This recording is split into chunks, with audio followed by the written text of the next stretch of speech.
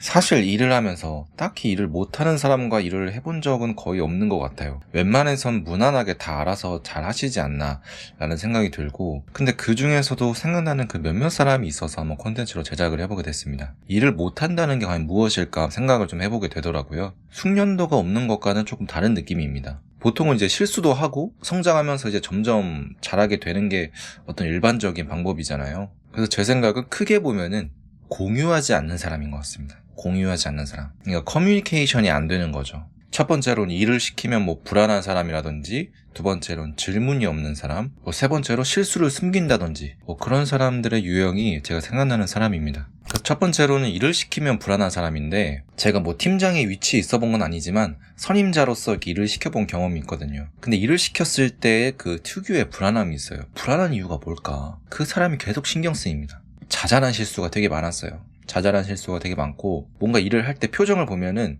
늘 자신이 없어요. 표정에 뭔가 이렇게 울 것 같고 그런 표정을 지었던 사람이고, 그리고 같이 있으면은 뭔가 굉장히 어수선합니다. 나까지 계속 어수선해지는 느낌이 있어요. 제가 바닥에 선 조심하세요 라고 말씀드리면 네 하고 3초 뒤에 바로 걸려 넘어집니다.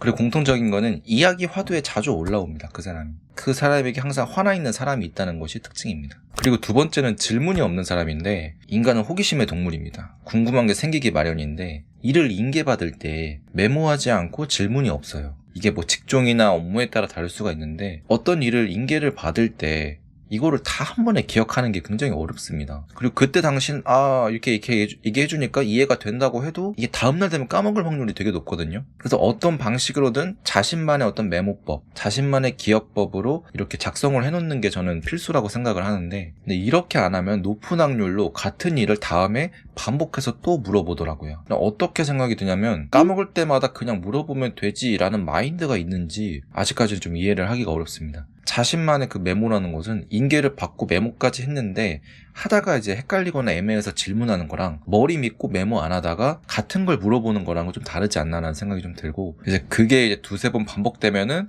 저도 이제 기분이 조금씩은 안 좋아지는 것 같습니다. 그리고 세 번째는 실수를 숨깁니다. 네, 실수를 했을 때 공유하는데 두려움이 있는 것 같아요. 계속 실수를 하고 혼나고 실수하고 혼나고 하니까, 실수를 하면은 그 혼나기 싫어서 약간 숨기게 되는 그런 마인드가 있지 않나라는 생각이 들고, 예전에 이제 사무실에서 쓰는 공용 엑셀 파일이 있었거든요. 근데 그 서식을 누군가 꼬이게 했어요. 그래서 꼬이게 해가지고 넣으면은 되게 이상하게 되고 그랬는데, 당연히 이제 사람들은 누군지 몰랐단 말이죠. 근데 담당자가 수정 기록을 보고 범인을 잡았어요. 이제 그 사람은 이제 혼자만의 판단으로 해서 이 정도는 굳이 말 안 해도 모르겠지, 중요한 거 아니겠지라는 생각을 했던 것 같아요. 그래서 뭔가를 사람들에게 공유하고 대화하는데 뭔가 익숙하지가 않아 보입니다. 그러니까 혼자만의 생각에 좀 가득 차 있는 사람? 뭔가 이렇게 하면 될 거야, 뭔가 이런 식으로 생각하면 될 거야 라고 생각을 한다든지, 저도 혼자 일할 때 개인 작업할 때는 이렇게 많이 하는데, 회사 같은 경우는 이제 혼자 일하는 게 아니라 같이 일을 하는 조직이다 보니까 이런 게 좀 어렵잖아요. 그래서 저는 이제 이런 부분들을 많이 내려놨고, 그래서 이런 사람들은 뭔가 협의 없이 혼자 결정으로 툭툭 진행하기 때문에 간혹 당혹스러운 상황들이 발생하는 것 같습니다. 그래서 상사가 왜 그렇게 판단했냐라고 물어보면, 전에도 이렇게 했으니까 왠지 이렇게 하면 될 것 같아서 진행했다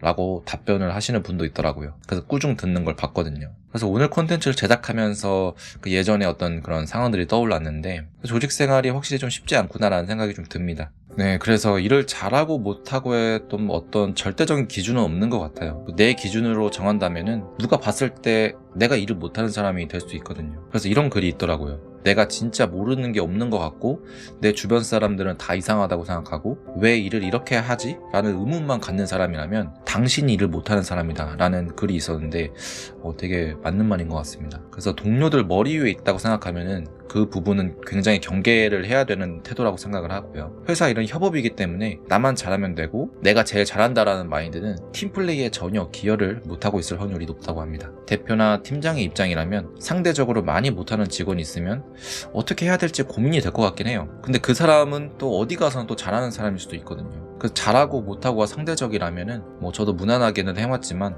어디선가 못하는 사람이 될 수 있겠다는 생각이 좀 들었습니다. 네, 오늘 영상은 여기까지고요. 다음에 또 괜찮은 주제로 찾아오겠습니다. 감사합니다.